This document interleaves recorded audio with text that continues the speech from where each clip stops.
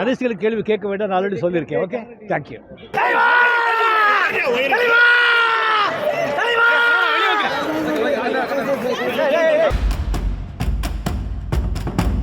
சென்னை விமான நிலையத்தில் ரஜினிகாந்தை பார்த்து ரசிகர்கள் உற்சாகம் அடைந்திருக்கிறார்கள்.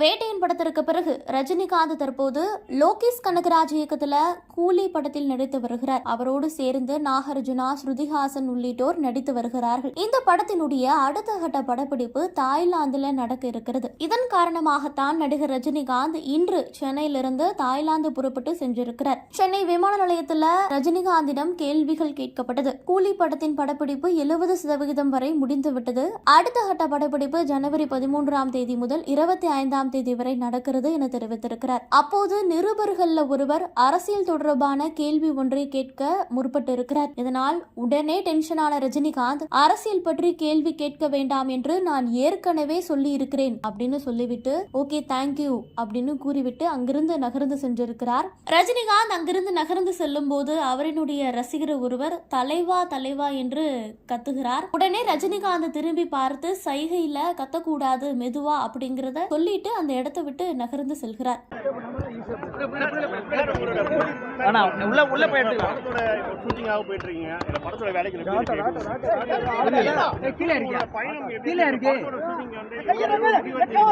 இந்த 70% முடிஞ்சிருக்கு.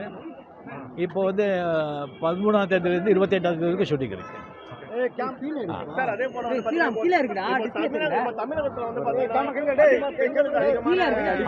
அரசியல் கேள்வி கேட்க வேண்டாம், நான் ஆல்ரெடி சொல்லியிருக்கேன். Okay, thank you.